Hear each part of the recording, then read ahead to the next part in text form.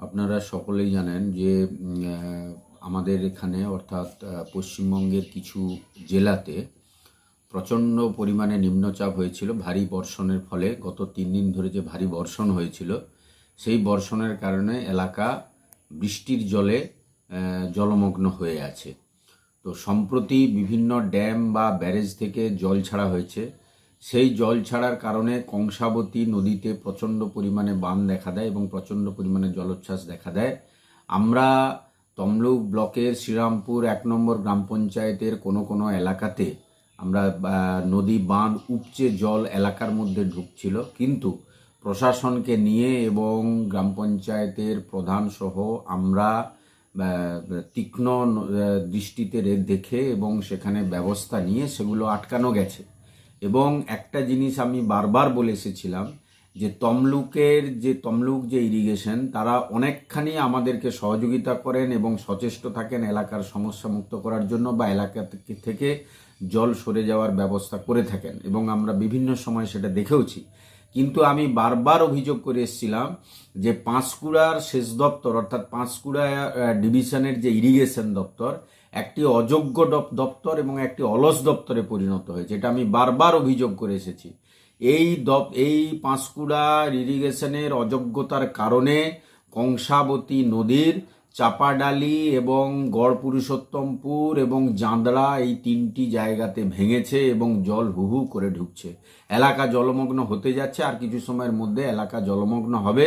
যদিও পাঁশকুড়া ব্লকে ভেঙেছে, তা সত্ত্বেও কিন্তু তমলুক ব্লকের অনেকগুলি অঞ্চল এতে ক্ষতিগ্রস্ত হবে। বিশেষ করে অনন্তপুর 1, অনন্তপুর 2, শ্রীরামপুর 1, শ্রীরামপুর 2 এবং নীলকুণ্ঠার কিছু অংশ, বিষ্ণুবার 1, বিষ্ণুবার 2 এবং পদুমপুর 1-এর কিছু অংশ, প্রায় তমলুক ব্লকের অধিকাংশ এলাকা জলমগ্ন হয়ে যাবে বলে আমরা আশঙ্কা প্রকাশ করছি। আমরা বিশেষ করে এই পাঁশকুড়া ইরিগেশন ডিভিশনের যে কিছু এলাকা, তমলুক ব্লকের মধ্যে কিছু এলাকা ওই ডিভিশনের আন্ডারে পড়ে। আমরা শ্রীরামপুরের নতুন পুল বা এই নতুন পুলের ওখানটাতে যে গেট আছে, এই গেট এই গেটটি আমরা বারবার বলে এসেছিলাম যে সংস্কার করার জন্য। এই দপ্তরের এই পাঁশকুড়া ডিভিশন কর্ণপাত করেনি।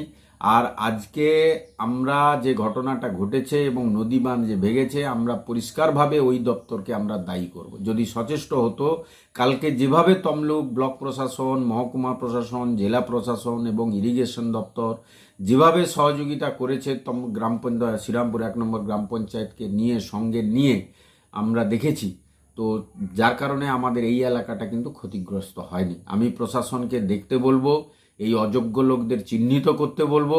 যাই হোক, এখন এই বিষয়গুলো পরে আসবে, কিন্তু এখন আমি এলাকাবাসীদের প্রতি আহ্বান জানাবো, আবেদন জানাবো, আপনারা এই বিষয়গুলির উপর তীক্ষ্ণ নজর রাখুন। জল কোথায় এলো, কিভাবে এলো, এবং প্রশাসনের তরফ থেকে ঘোষণা করা হয়েছে যে গ্রাম পঞ্চায়েত এবং ব্লক এবং জেলা এবং মহকুমা, সেই সঙ্গে যত প্রশাসনিক দপ্তর আছে সেখানে সকল ধরনের কর্মচারীরা উপস্থিত থাকবেন, এবং কোনো মানুষ যদি সমস্যার সম্মুখীন হন এবং কোনো মানুষকে যদি রেস্কিউ করাতে হয় বা কোনো নিরাপদ স্থানে নিয়ে যেতে হয়, আপনারা জনপ্রতিনিধিদের সঙ্গে যোগাযোগ করবেন এবং প্রশাসনের সঙ্গে যোগাযোগ করবেন।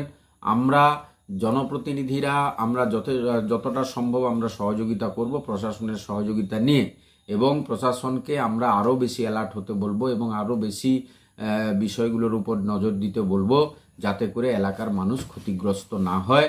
এবং সকলকে বলবো, আপনারা সুস্থ থাকুন, ভালো থাকুন, এবং এই বিষয়গুলোর উপর অর্থাৎ জলমগ্ন যা তো হবেই, তো এটা থেকে কিভাবে আমরা সহজ সরলভাবে জীবনযাপন করতে পারি, আমরা যাতে মানুষের পাশে দাঁড়াতে পারি, কোনো মানুষ যাতে অসুবিধার সম্মুখীন না হয়, সেটার দিকে আমাদের সকলকে নজর রাখতে হবে। এবং আমি সকলের কাছে এই আহ্বান করছি এবং প্রার্থনা জানাচ্ছি যে আপনারা মানুষের পাশে দাঁড়ান, মানুষেরকে সহযোগিতা করুন। এখনও হয়তো জলটা আমাদের তমলুক ব্লকে সেভাবে আসেনি, কিন্তু যেভাবে জল ঢুকছে তাতে হয়তো কয়েক ঘন্টার মধ্যে আমাদের এই এলাকাগুলোতে জল আসবে, তবে অনেকটা হয়তো কম হবে বলেই আমার মনে হচ্ছে।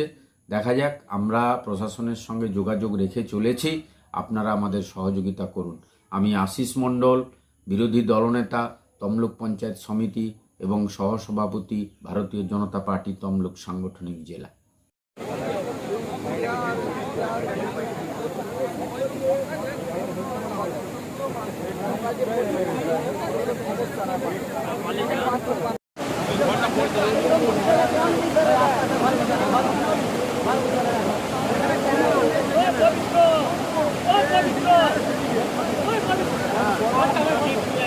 Por